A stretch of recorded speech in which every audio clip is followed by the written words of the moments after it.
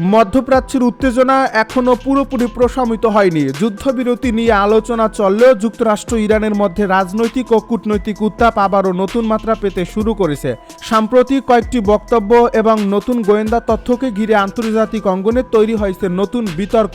বিশেষ করে যুক্তরাষ্ট্রের সাবেক প্রেসিডেন্ট ডোনাল্ড ট্রাম্পের একাধিক মন্তব্য পরিস্থিতিকে আরও আলোচনার কেন্দ্রে নিয়ে এসেছে। তার বক্তব্যের পর আন্তর্জাতিক বিশ্লেষকেরাও নতুন করে এই ইস্যুর সম্ভাব্য প্রভাব নিয়ে আলোচনা শুরু করেছেন।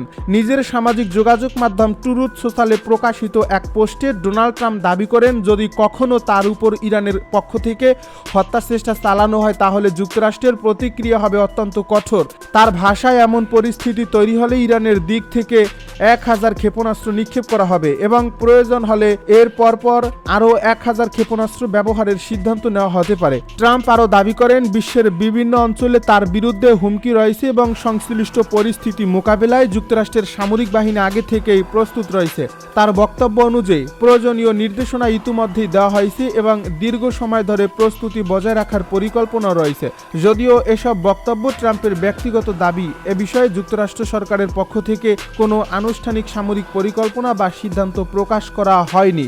আন্তর্জাতিক সংবাদ মাধ্যমগুলোর প্রতিবেদনেও বিষয়টি গুরুত্বের সঙ্গে উঠে এসেছে। বিভিন্ন প্রতিবেদন উল্লেখ করা হয়েছে, ট্রাম্পের এই মন্তব্য এমন এক সময় এসেছে যখন মধ্যপ্রাচ্যের নিরাপত্তা পরিস্থিতি এখনও পুরোপুরি স্থিতিশীল নয়। ইরান, ইসরায়েল এবং যুক্তরাষ্ট্রকে ঘিরে আঞ্চলিক নিরাপত্তা নিয়ে উদ্বেগ অব্যাহত রয়েছে। এর ফলে ডোনাল্ড ট্রাম্পের বক্তব্য নতুন করে রাজনৈতিক উত্তেজনা বাড়ানোর আশঙ্কাও তৈরি করছে বলে মনে করছেন আন্তর্জাতিক বিশ্লেষকেরা। বর্তমান পরিস্থিতির পেছনে রয়েছে কয়েক বছর আগের একটি গুরুত্বপূর্ণ ঘটনা। 2020 সালে ডোনাল্ড ট্রাম্প প্রশাসনের নির্দেশে ইরাকের বাগদাদ বিমানবন্দরের কাছে ড্রোন হামলায় নিহত হন ইরানের প্রভাবশালী সামরিক কমান্ডার কাসেম সুলাইমানি। ওই ঘটনার পর থেকেই যুক্তরাষ্ট্র ও ইরানের সম্পর্ক আরও জটিল হয়ে ওঠে। সুলাইমানির মৃত্যুর জন্য প্রতিশোধ নেওয়ার অঙ্গীকার সে সময় ইরানের বিভিন্ন পর্যায় থেকে উঠে এসেছিল। এরপর বিভিন্ন সময় মার্কিন কর্মকর্তারাও সম্ভাব্য নিরাপত্তা ঝুঁকির বিষয়ে সতর্ক অবস্থান গ্রহণ করেন। এদিকে মার্কিন সংবাদ মাধ্যম সিএনএনের একটি প্রতিবেদনে দাবি করা হয়েছে, ইসরায়েলের সম্প্রতি যুক্তরাষ্ট্রকে একটি নতুন গোয়েন্দা সতর্কবার্তা দিয়েছে। এ প্রতিবেদনে বলা হয়, ডোনাল্ড ট্রাম্পকে লক্ষ্য করে সম্ভাব্য হত্যা চক্রান্ত সম্পর্কিত কিছু নতুন তথ্য পাওয়া গেছে বলে সংশ্লিষ্ট মহলে আলোচনা চলছে। তবে এই তথ্যের সত্যতা ও নির্ভরযোগ্যতা সম্পর্কে এখনও আনুষ্ঠানিকভাবে বিস্তারিত কিছু জানানো হয়নি। একই সঙ্গে মার্কিন প্রশাসনের সঙ্গে সংশ্লিষ্ট কয়েকজন বর্তমান ও সাবেক কর্মকর্তার ভিন্ন ধরনের মূল্যায়নও সামনে এসেছে।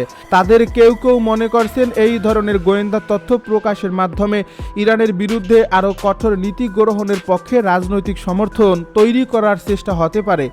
যদিও এ বিষয়ে কোনো সরকারি সংস্থা আনুষ্ঠানিকভাবে এমন ব্যাখ্যা দেয়নি। এর ফলে বিষয়টি নিয়ে বিভিন্ন মহলে ভিন্ন ভিন্ন বিশ্লেষণ দেখা যাচ্ছে। আন্তর্জাতিক সম্পর্ক বিশ্লেষকদের মতে, যুক্তরাষ্ট্র ও ইরানের মধ্যে দীর্ঘদিনের অবিশ্বাস এখনও কাটেনি। পারমাণবিক কর্মসূচি, আঞ্চলিক নিরাপত্তা, মধ্যপ্রাচ্যে বিভিন্ন সশস্ত্র গোষ্ঠীর প্রভাব এবং নিষেধাজ্ঞা, এসব বিষয়ে দুই দেশের সম্পর্ককে দীর্ঘদিন ধরেই উত্তেজনাপূর্ণ তৈরি করে রেখেছিল। এর ফলে যে কোনো নতুন বক্তব্য বা গোয়েন্দা তথ্য দ্রুত আন্তর্জাতিক রাজনীতিতে আলোচনার বিষয় হয়ে ওঠে। অন্যদিকে সাম্প্রতিক সময়ে ইরানে অনুষ্ঠিত একাধিক জনসমাগম ও শোকানুষ্ঠানের বিভিন্ন ছবি ও ভিডিও আন্তর্জাতিক সংবাদ মাধ্যমে প্রকাশিত হয়েছে। সেখানে কিছু অংশগ্রহণকারীকে ডোনাল্ড ট্রাম্প বিরোধী স্লোগান ও বন্যার প্রদর্শন করতে দেখা গেছে। তবে এসব কর্মসূচি ইরান সরকারের আনুষ্ঠানিক অবস্থানকে প্রতিনিধিত্ব করে কিনা সে বিষয়ে নির্ভরযোগ্য কোনো সরকারি ব্যাখ্যা এখনও প্রকাশ করা হয়নি। ফলে ঘটনাগুলোকে ঘিরে বিভিন্ন ধরনের ব্যাখ্যা সামনে আসছে।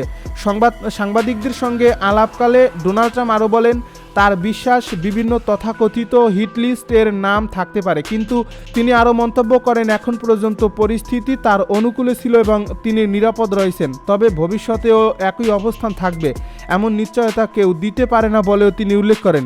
তার এই মন্তব্য আন্তর্জাতিক গণমাধ্যমে ব্যাপকভাবে প্রচারিত হয়েছে। অপরদিকে যুক্তরাষ্ট্র একই অবস্থানে অনড় থেকেছে। তাদের স্পষ্ট বক্তব্য ছিল তুরস্ক যদি আবার F-35 কর্মসূচিতে ফিরতে চায় তাহলে S-400 ব্যবস্থা সরিয়ে ফেলতে হবে অথবা এমনভাবে নিষ্ক্রিয় করতে হবে যাতে তার কার্যকর না থাকে। সাম্প্রতিক সময়ে আন্তর্জাতিক রাজনৈতিক পরিবেশে পরিবর্তনের প্রেক্ষাপটে দুই দেশের সম্পর্কেও নতুন করে আলোচনা শুরু হয়েছে। বিশেষ করে F-35 কর্মসূচিতে পুনরায় যুক্ত হওয়ার বিষয়ে তুরস্কের আগ্রহ আবারও প্রকাশ্যে এসেছে। বিশ্লেষকদের মতে আঞ্চলিক নিরাপত্তা পরিস্থিতি, আধুনিক যুদ্ধবিমান সংগ্রহের প্রয়োজনীয়তা এবং ন্যাটোর সঙ্গে সামরিক সহযোগিতা আরও শক্তিশালী করার লক্ষ্য থেকেই আঙ্কারা নতুন সমাধানের পথ খুঁজছে। তবে যুক্তরাষ্ট্রের অবস্থান এখনও মূলত একই রয়েছে। S-400 ইস্যুর গ্রহণযোগ্য সমাধান ছাড়া F-35 নিয়ে অগ্রগতি সম্ভব নয়। এমন পরিস্থিতিতে আন্তর্জাতিক সংবাদ মাধ্যমে প্রকাশিত একাধিক প্রতিবেদন দাবি করা হয়েছে সম্ভাব্য সমঝোতার অংশ হিসেবে তুরস্ক S-400 ব্যবস্থা সংযুক্ত আরব আমিরাতের কাছে বিক্রির বিষয়টি বিবেচনা করছে। এই প্রস্তাবের মাধ্যমে একদিকে যুক্তরাষ্ট্রের উদ্বেগ কিছুটা কমানো সম্ভব হতে পারে, অন্যদিকে তুরস্ক তাদের প্রতিরক্ষা কৌশলে নতুন সুযোগ তৈরি করতে পারে। তবে এই পরিকল্পনা বাস্তবায়নের ক্ষেত্রে সবচেয়ে গুরুত্বপূর্ণ বিষয় হচ্ছে রাশিয়ার সম্মতি, কারণ S-400 একটি অত্যন্ত উন্নত প্রযুক্তি নির্ভর প্রতিরক্ষা ব্যবস্থা এবং এর রপ্তানি ও পুনরায় স্থানান্তরের ক্ষেত্রে মূল চুক্তির বিভিন্ন শর্ত প্রযোজ্য থাকে। এ প্রতিবেদনগুলোতে আরও বলা হয়েছে মস্কো নীতিগতভাবে এই প্রস্তাবের বিরোধিতা করছে না, তবে রাশিয়ার পক্ষ থেকে জোর দেওয়া হচ্ছে যে কোনো সম্ভাব্য স্থানান্তরের ক্ষেত্রে দুই দেশের মধ্যে স্বাক্ষরিত মূল চুক্তির শর্ত যথাযথভাবে অনুসরণ করতে হবে। এ ধরনের অবস্থান থেকে অনেক বিশ্লেষণ মনে করছেন রাশিয়া একদিকে তাদের প্রযুক্তিগত স্বার্থ রক্ষা করতে চাইছে, অন্যদিকে মধ্যপ্রাচ্যে অস্ত্র রপ্তানির বাজারও ধরে রাখতে আগ্রহী। সংযুক্ত আরব আমিরাতের নাম এই আলোচনায় উঠে আসার পেছনেও রয়েছে কৌশলগত কারণ। দেশটি গত কয়েক বছরে নিজেদের প্রতিরক্ষা সক্ষমতা দ্রুত বাড়িয়েছে এবং বিভিন্ন উৎস থেকে আধুনিক সামরিক প্রযুক্তি সংগ্রহে সক্রিয় ভূমিকা পালন করছে। এর ফলে S-400 এর মতো একটি উন্নত আকাশ প্রতিরক্ষা ব্যবস্থা তাদের নিরাপত্তা কৌশলের সঙ্গে সামঞ্জস্যপূর্ণ হতে পারে বলে অনেক পর্যবেক্ষকের ধারণা। যদিও আবুধাবির পক্ষ থেকেও এখন পর্যন্ত বিষয়টি নিয়ে আনুষ্ঠানিকভাবে কিছু জানানো হয়নি।